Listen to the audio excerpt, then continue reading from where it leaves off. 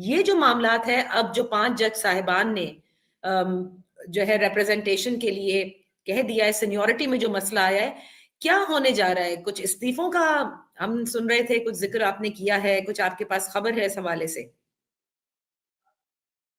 Nadia, میں نے tweet کیا تھا اور میں نے کہا تھا کہ جوڈیشری کے حوالے سے کچھ ہلچل مچ سکتی ہے اور کچھ استعفے بھی آ سکتے ہیں۔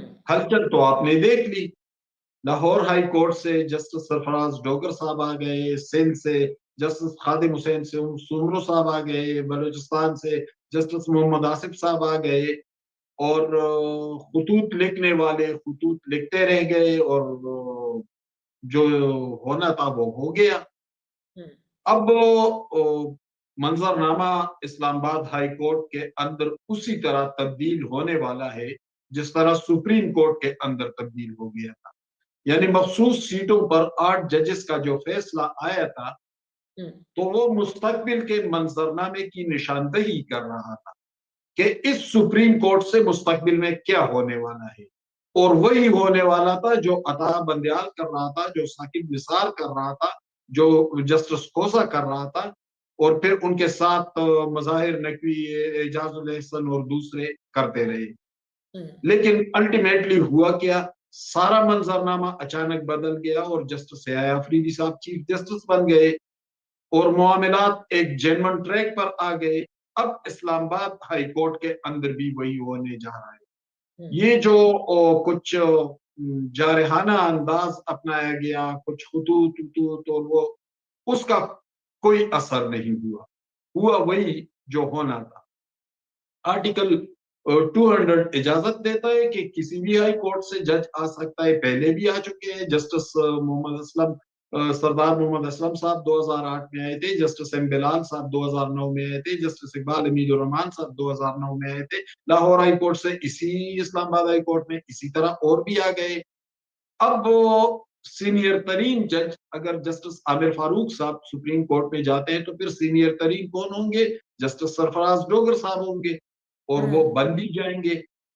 تو یہ جو عمران خان کا خط ہے نا، تو میں نے آج ابھی منیف فاروق کے شو میں بھی یہ بات کی، ایک دو جگہ اور بھی میں نے یہ بات کی کہ اس خط کو بہت سارے معاملات سے الگ ہو کر نہیں دیکھا جا سکتا، اور میں یہ بھی بتا دوں کہ یہ خط عمران خان نے لکھا ہی نہیں ہے، یہ خط کسی اور منصوبے کا حصہ ہے۔ البتہ عمران خان آن بورڈ تھے اور پوری طرح رابطے میں تھے اور اس خط سے انہیں آگاہی دی، لیکن بشرا کو یہ معاملہ، اس معاملے کا علم نہیں تھا۔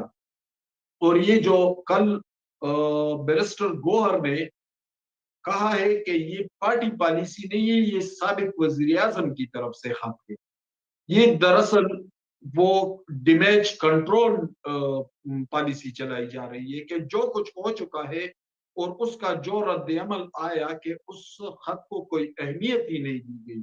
آج کور کمانڈر کانفرنس تھی، کیا کوئی ایک لفظ بھی اس حوالے سے کوئی آیا؟ اس خط کو اعلیٰ ترین سطح پر ریسیو بھی نہیں کیا گیا، کوئی اہمیت ہی نہیں دی گئی۔ اور اس خط کی اہمیت کیا ہے؟ اگر آپ مجھے 1-2 منٹ دے دے تو میں بتاؤں کہ اس خط کی اہمیت کیا ہے۔ اس خط میں عمران خان بات کرتے ہیں کہ سیاسی مداخلت نہیں ہونی چاہیے، بالکل نہیں ہونی چاہیے، ہمارا بھی یہی موقف ہے۔ لیکن جب رانا ثناء اللہ پر ہیروئن کا جھوٹا کیس ڈالا گیا تو آپ ہی کا وزیر مملکت برائے داخلہ شہریار افریدی ایک یونیفارم میں بیٹھے سرونٹ جنرل کے ساتھ بیٹھ کر پریس کانفرنس نہیں کر رہے تھے؟ جب آپ کی حکومت نہیں بن رہی تھی تو جہانگیر ترین کے جہاز میں کون ایم این ایز اور ایم پی ایس ٹھونس رہا تھا اور جہاز بھر بھر کر لا رہے تھے؟ آپ کو الیکشن جتوانے کے لیے جی ٹی روڈ پر نواز شریف کے 25 ممبران کے ٹکٹ واپس نہیں کر دیے گئے تھے۔ یہ باتیں تو بالکل آپ درست کہہ رہے ہیں حماد حسن صاحب، یہ باتیں تو بالکل، کوئی جماعت ایسی نہیں ہے جو اسٹیبلشمنٹ کی مرضی کے بغیر فنکشن کرتی ہو، یہ تو طے ہے۔ اب کون اپنا کندھا دیتا ہے یہ بڑی بات ہے، لیکن حماد صاحب دیکھیں اس خط کے اندر جو سب سے اہم بات مجھے لگی ایک تو مجھے لگا جیسے تحریک انصاف یہ بار بار اعتراف کر رہی ہے، کیونکہ وہ بار بار اس بات کا ذکر کرتے ہیں اور کہتے ہیں کہ فوج اور عوام کے درمیان بڑے فاصلے ہو گئے ہیں، گویا کہ جیسے وہ خود کہہ رہے ہیں کہ جی یہ ہم نہیں کیے ہیں، اور اب آپ ہم سے دوستی کر لیں، ہم اس فاصلے کو کم کر سکتے ہیں۔ اور دوسرا یہ ایک طرح سے تھریٹ بھی ہے۔ دیکھیے یہ اس حد کے اندر پی ٹی آئی، چونکہ انہیں محسوس ہو گیا ہے، انہوں نے اس حقیقت کو پا لیا ہے کہ ہمارے پاس کوئی پتہ باقی نہیں رہا، ٹرمپ کارڈ چلا گیا۔ رچرڈ گرینیل کے ٹویٹ پر بھنڈے ڈالتے تھے اور پھر امریکن ڈیلیگیشن آ کر اسی اسلام آباد میں اس کو ڈینائی کرتا ہے، وہ بھی ان کے ہاتھ نہیں رہی وہ چیز جس سے وہ ڈراتے تھے۔ احتجاج کی قوت 26 نومبر کی شام کو دم توڑ چکی تھی، جب ان کے وزیر اعلیٰ سے لے کر عام کارکنوں تک بھاگ گئے تھے میدان سے۔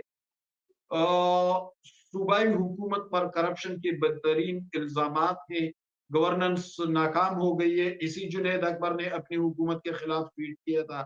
مذاکراتی کمیٹی کے ساتھ معاملات تقریباً ختم ہو چکے ہیں، کیونکہ مذاکرات بنیادی طور پر عمران خان کی رہائی کے لیے کیے جا رہے تھے اور وہ ہو نہیں رہی تھی، تو پھر مذاکرات میں آگے کیا بڑھنا تھا، اس نے مذاکراتی کمیٹی بھی ختم کر دی۔ تو اس کے پاس، عمران خان کے پاس کچھ بھی باقی نہیں بچا۔ 14 سال قید کی سزا ہو گئی۔ اسلام آباد ہائی کورٹ سے ان کو امیدیں تھی، لیکن اسلام آباد ہائی کورٹ کا منظرنامہ بدل گیا۔ اب ان کی اپیل آئے گی تو میرٹ پر فیصلہ ہوگا، اور یہ تو اوپن اینڈ شٹ کیس ہے۔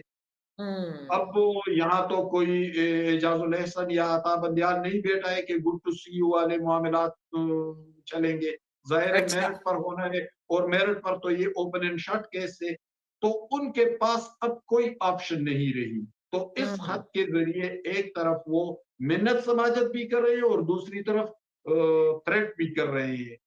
اب یہ جو آپ تو خط کے اوپر چلے گئے اور آپ نے اس میرے سوال کو سکپ کر دیا۔ میں اعجاز صاحب سے بھی پوچھتا ہوں، یہ تو بتا نہیں رہے ہمیں حماد صاحب کہ اسلام آباد ہائی کورٹ سے کیا استعفے آپ سمجھتے ہیں اجتماعی آئیں گے یا کوئی آپس میں رفٹ ہے، نہیں آئیں گے؟ کیونکہ یہ تو تھا نا کہ استعفے آ سکتے ہیں۔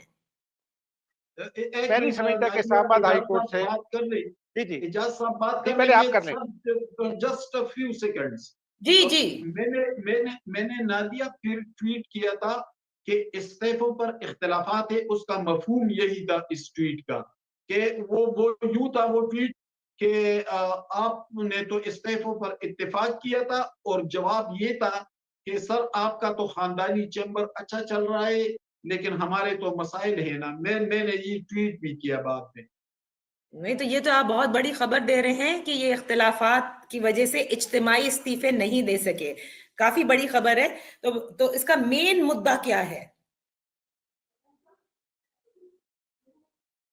جی مجھ سے جی بالکل بالکل۔